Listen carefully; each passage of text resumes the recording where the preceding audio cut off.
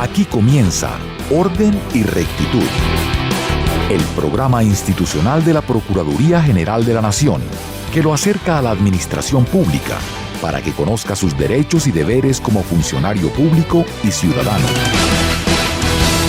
Comenzamos otra emisión de Orden y Rectitud, el programa institucional de la Procuraduría General de la Nación, transmitido por Radio Nacional de Colombia, con enlace a todas las emisoras comunitarias y de interés público del país, y además que es retransmitido por la Alianza de Emisoras de la Armada Nacional. Un saludo muy especial a todos los colombianos que nos acompañan a esta hora. Es un placer estar de nuevo con ustedes en este espacio radial.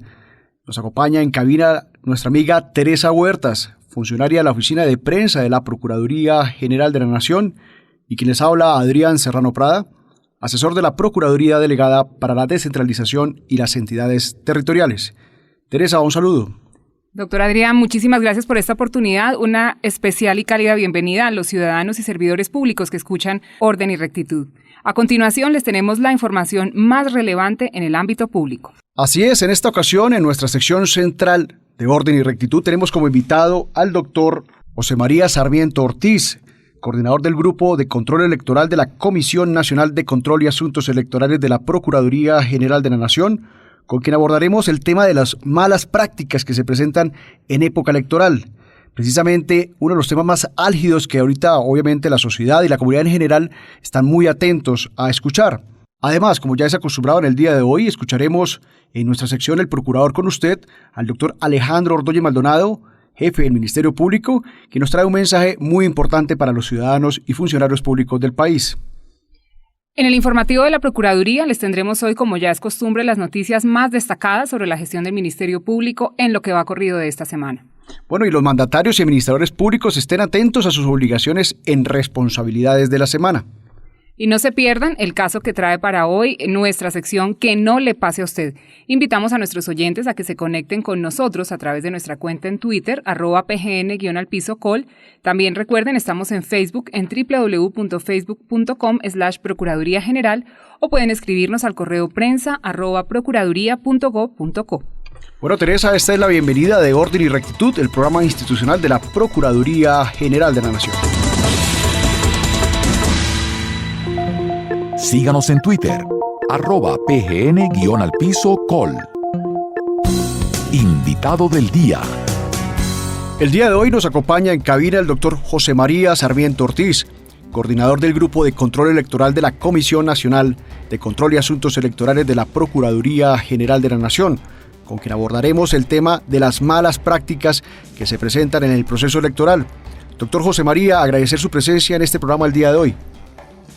Muchas gracias, doctor Adrián. Un saludo muy especial para los señores alcaldes, para los señores gobernadores, para los concejales, para los diputados, para los ediles, para los candidatos, para los partidos políticos y en general para todos los oyentes. Muchísimas gracias, doctor José María.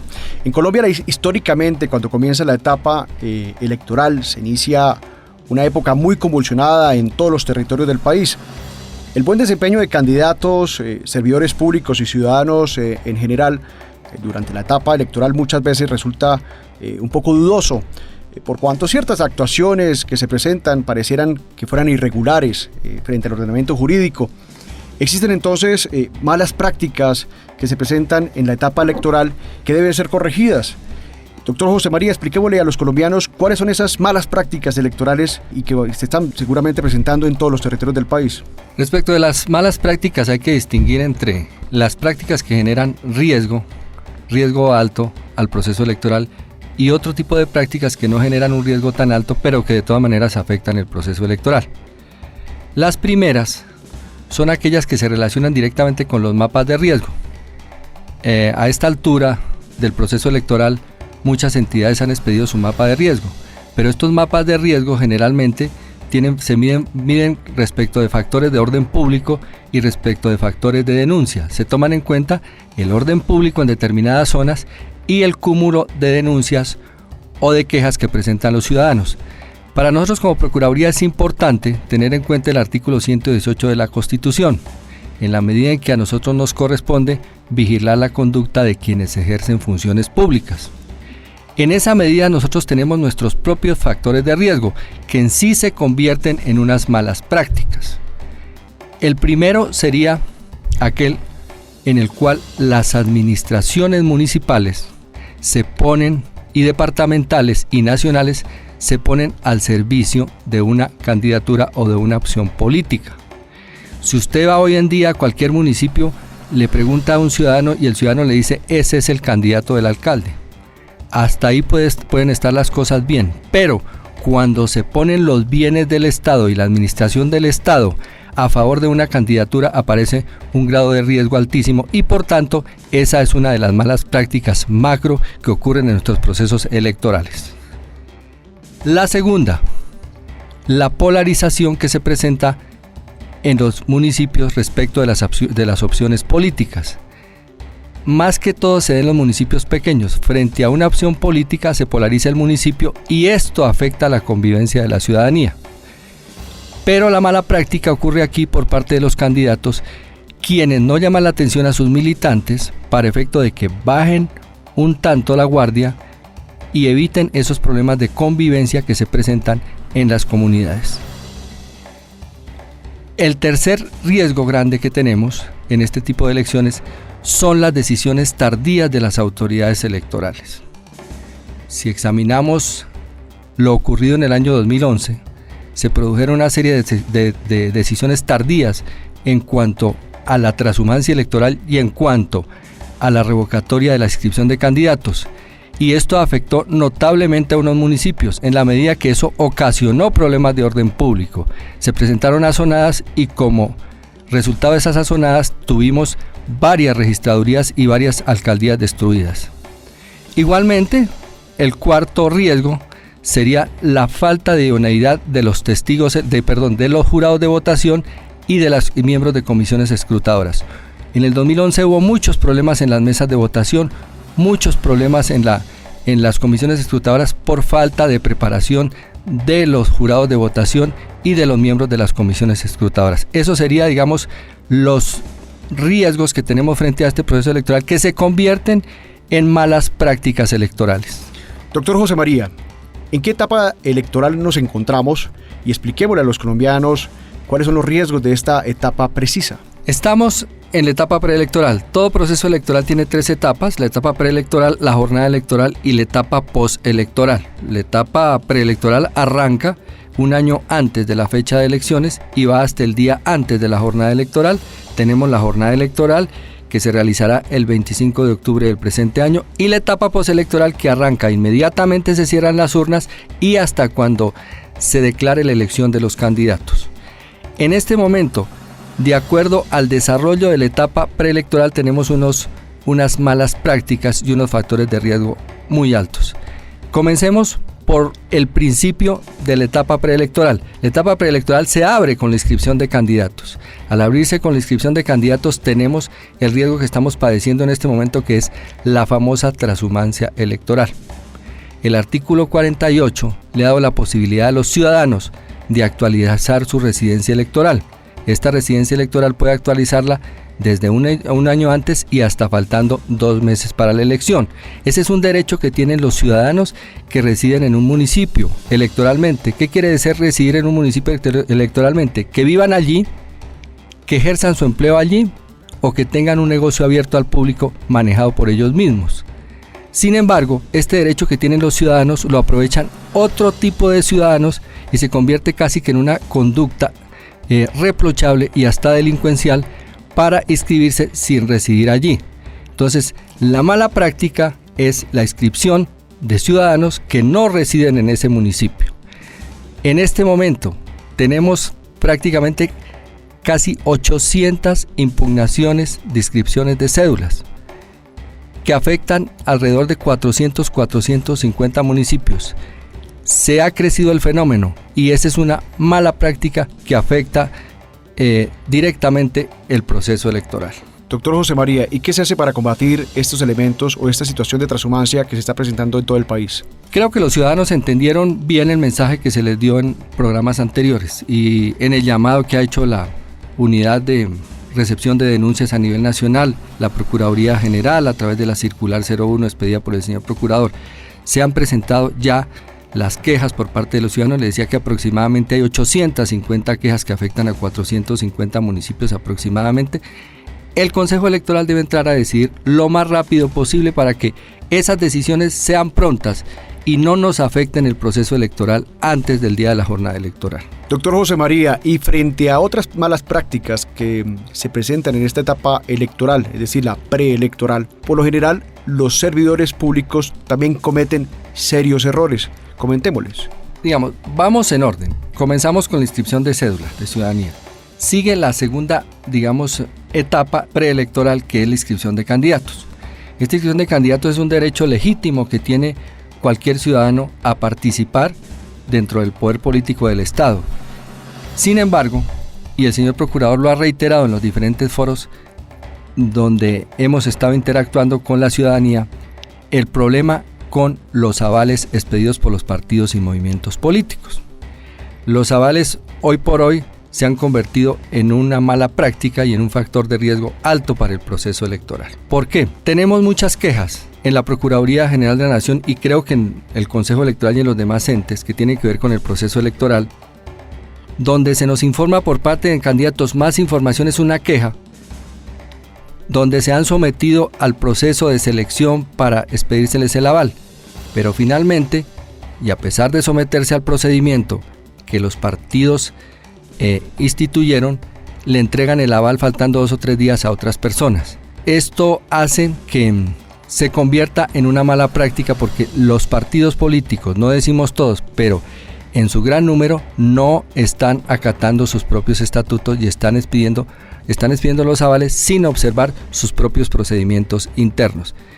Tenemos un caso específico que es 3 casos específicos en el Valle del Cauca, donde los jueces de la República han ordenado inscribir los candidatos a pesar que los partidos políticos no les expidieron el aval, una vez los candidatos cumplieron su procedimiento interno de los partidos políticos.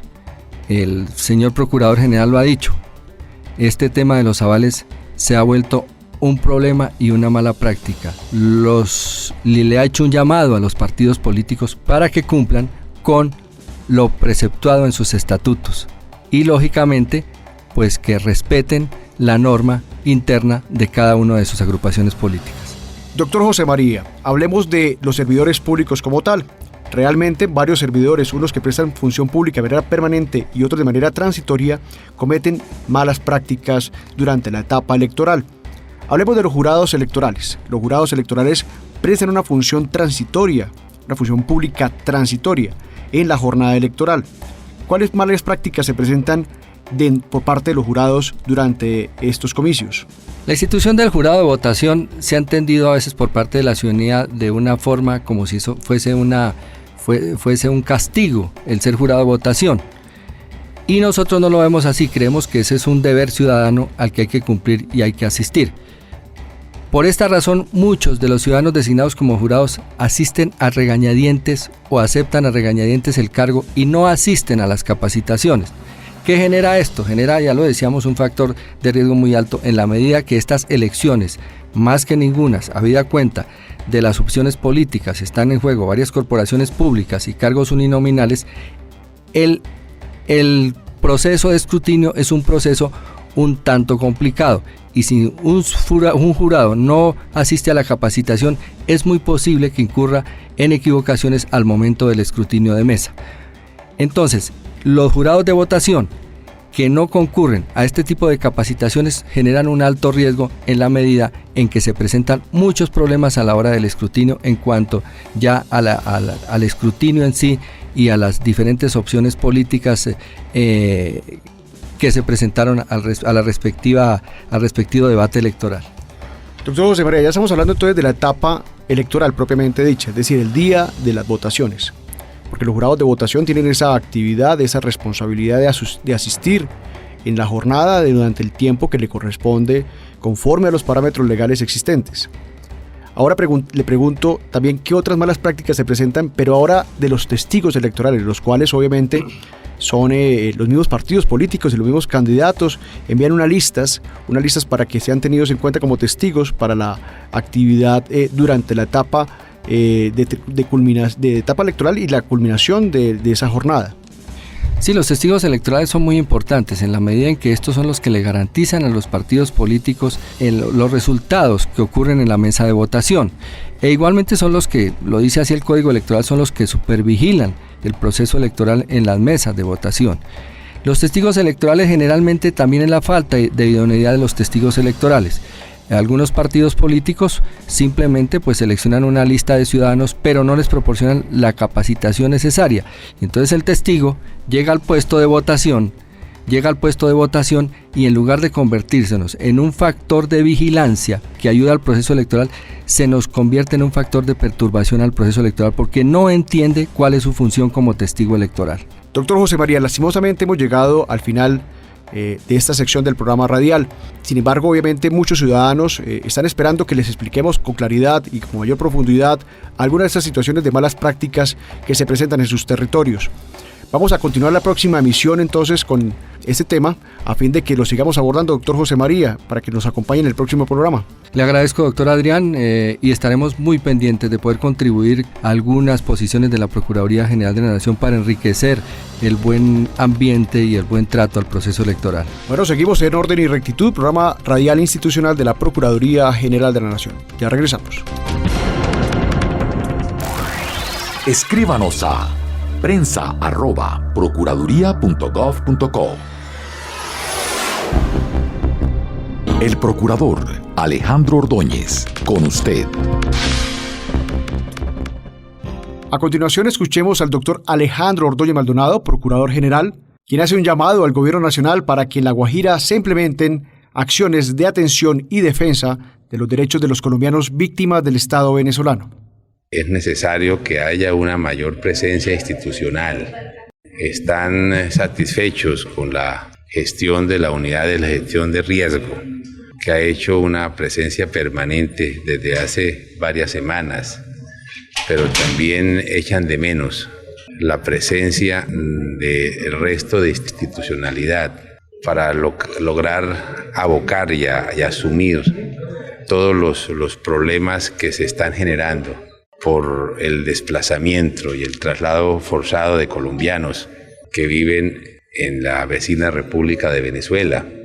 Y también como en Cúcuta se está presentando una presencia también de personas venezolanas que están llegando a Colombia debido a los problemas económicos y políticos que vive la hermana República. Escuchemos ahora el balance que nos hace el doctor Alejandro Ordóñez Maldonado frente a la situación que se presenta en La Guajira.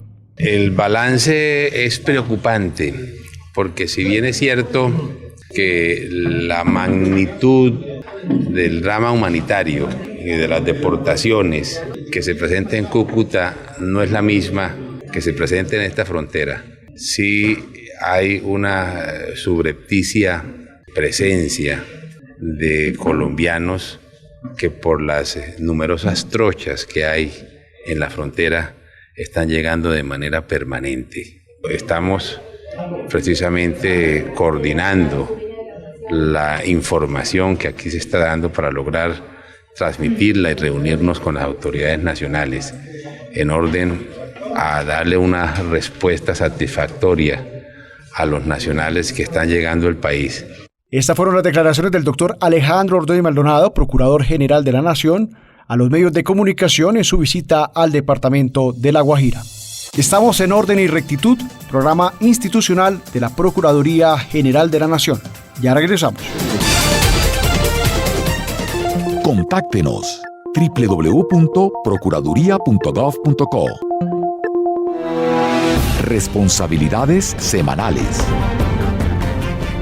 Y le damos paso a una de las secciones más escuchadas por los mandatarios públicos que siempre están diligentes a cumplir con sus obligaciones.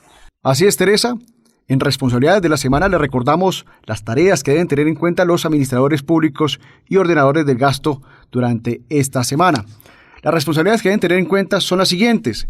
Señores secretarios de Planeación, recuerden reportar a las respectivas Contralorías Territoriales los programas de saneamiento fiscal y financiero que celebren con la Nación. Le recordamos a los secretarios de salud que deben procurar realizar los giros de los recursos de esfuerzo propio a las EPS dentro de los 10 primeros días hábiles de cada mes por el monto definido en la liquidación mensual de afiliados. Bueno, y a las entidades públicas, recordarles que el Departamento Administrativo de la Función Pública abrió el pasado 1 de junio la convocatoria para que las entidades de administración pública nacional y territorial postulen las experiencias exitosas al Premio Nacional de Alta Gerencia.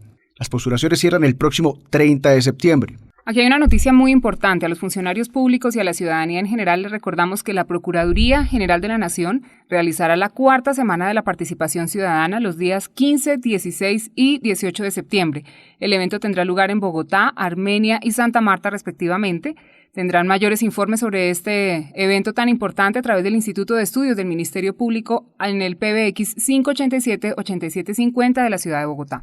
Así es, Teresa. Bueno, y también tenemos la responsabilidad habitual que informamos cada semana para que los mandatarios siempre lo tengan en cuenta. Y es precisamente la publicación de la totalidad de las convocatorias y contratos en todas sus fases dentro del Sistema Electrónico para la Contratación Pública SECOP. Recuerden que los procesos deben ser registrados hasta las fases de celebrado, terminado sin liquidar o liquidado. Solo así son considerados un registro completo, tanto para el SECOP como para el Índice de Gobierno Abierto IGA y el Índice de Integridad Integra. Bueno, y como es acostumbrado, nuestra recomendación sobre gerencia pública para las entidades territoriales realizada por el doctor Mario Iván Algarra Lobo, funcionario del Instituto de Estudios del Ministerio Público de la Procuraduría General de la Nación. Escuchémoslo atentamente. Señores gerentes de lo público, nuestra charla semanal en materia gerencial está orientada en recordarles de la trascendencia de una herramienta que tenemos al alcance de nuestras manos y que algunas veces menospreciamos: los indicadores de gestión. Con ellos tenemos la posibilidad para monitorear la eficacia, la eficiencia, la economía y la efectividad de un modelo de gestión. Por ejemplo, de un plan de desarrollo tanto local como nacional en todos sus aspectos. Señores gerentes, dentro de nuestra cultura gerencial aprendamos su uso, interioricémoslos y convirtamos esos indicadores en nuestras herramientas cotidianas. Muchas gracias, doctor Algarra, por este importante consejo gerencial. Recuerden, señores alcaldes, gobernadores, ordenadores del gasto y servidores públicos, para que su gestión sea eficiente deben tener en cuenta la presentación oportuna de estos informes a las entidades correspondientes. Recuerden que ustedes conocen sus responsabilidades en orden y rectitud del programa institucional de la Procuraduría General de la Nación. Ya regresamos. Únete a facebook.com/Procuraduría General. Informativo Procuraduría. A continuación, las noticias más relevantes de esta semana en el Ministerio Público, a cargo de la Oficina de Prensa de la Procuraduría General de la Nación. El pasado martes, el procurador Alejandro Ordóñez Maldonado presidió la presentación del estudio Evaluación y Perspectivas de la Política Pública frente a la salud mental y en particular de atención al consumo de sustancias psicoactivas en Colombia. En su intervención destacó el papel de este organismo de control en la promoción y vigilancia de las políticas públicas en el marco de su función preventiva. El jefe del Ministerio Público señaló que, según el estudio presentado, más del 10% de los pacientes afectados en su salud mental tienen relación con el consumo de sustancias psicoactivas y alertó por los preocupantes indicadores que señalan que el consumo inicia a edades cada vez más tempranas, incluso entre los 8 y 12 años. El procurador Alejandro Ordóñez Maldonado requirió a las autoridades y prestadores de salud para que adelanten las acciones que permitan garantizar la prestación integral, continua y eficiente de los servicios de salud, especialmente en relación con el traslado de los pacientes a otras ciudades cuando no sea posible atenderlos en el municipio de residencia. Además, señaló que las EPS deben responder por las disponibilidades de recursos administrativos, financieros y operativos para los pacientes en estos casos. A propósito del cierre de la frontera y el desplazamiento forzado de colombianos residentes en Venezuela hacia La Guajira, el procurador Alejandro Ordóñez Maldonado le pidió al presidente de la República que acuda a la Comisión Internacional de Derechos Humanos y a la Corte Penal Internacional para denunciar estos actos auténticos delitos de lesa humanidad, para que exija el desmonte de la política sistemática contra los colombianos que viven en la frontera. Según el jefe del Ministerio Público, las últimas informaciones de Naciones Unidas dan cuenta de que antes del cierre de la frontera en Paraguachón, habían sido trasladados forzosamente cerca de 19.000 colombianos. De otra parte, el Procurador General se refirió a la propuesta de crear una comisión especial legislativa, conocida como Congresito, y que tendría como fin implementar la normatividad de los acuerdos entre gobierno y el grupo terrorista FARC, y advirtió que ello significaría el desplazamiento del Congreso de la República y la usurpación de sus funciones definidas por la Constitución. Bueno, pueden leer toda la información noticiosa de la Procuraduría en nuestro sitio web www.procuraduría.gov.co. Estamos en Orden y Rectitud, programa institucional de la Procuraduría General de la Nación. Ya regresamos. Síganos en Twitter, @pgn_col. Que no le pase a usted. Hemos llegado a una de las secciones más importantes en materia preventiva para los servidores públicos y mandatarios territoriales. Que no le pase a usted, donde tiene la oportunidad de escuchar casos reales de errores comunes en la administración pública para que pueda ser más asertivo en adelante en la ejecución de sus funciones y así, por supuesto, evitar sanciones. Así es, Teresa. Hoy tenemos un caso que nos trae el doctor Ignacio Nicolás Sedano, funcionario de la Procuraduría Delegada para la Descentralización y las Entidades Territoriales, que nos hablará sobre un caso muy especial y muy importante a ustedes, funcionarios públicos, que a esta hora nos acompañan. Escuchémoslo. Una subdirectora de un instituto del orden nacional otorgó visto bueno a la solicitud de viaje al exterior y de viáticos de un contratista, del cual también fungía como supervisora. La subdirectora debió haber verificado y validado el objeto del viaje, dado que este era participar como estudiante de un curso en una actividad de formación no formal, hecho vedado para los contratistas. La disciplinada infringió lo señalado en la ley y en la normatividad de la entidad, por lo que la falta fue calificada como grave a título de culpa grave. En fallo de primera instancia, la Procuraduría General de la Nación sancionó a dicha directora con suspensión del ejercicio del cargo por 1 mes. Funcionarios públicos, no olviden el correcto trámite y otorgamiento de autorizaciones de viajes y de viáticos y que no le pase a usted. Gracias, doctor Ignacio Nicolás, por este importante caso que nos ilustra precisamente sobre las acciones que no debemos realizar y evitar así faltas disciplinarias que podemos lamentar. Les recordamos a nuestros oyentes que pueden escuchar todos los programas de Orden y Rectitud en nuestra cuenta en YouTube, PGN Cuenta Oficial, o pueden formularnos sus inquietudes a través del correo prensa@procuraduría.gov.co para atenderlos y resolverlos, por supuesto, en los próximos programas. Agradecemos su sintonía y los esperamos la próxima semana en Orden y Rectitud, el programa institucional de la Procuraduría General de la Nación, que llega a ustedes a través de la Radio Nacional de Colombia y las emisoras comunitarias del país. Aquí termina Orden y Rectitud, el programa institucional de la Procuraduría General de la Nación, que lo acerca a la administración pública para que conozca sus derechos y deberes como funcionario público y ciudadano.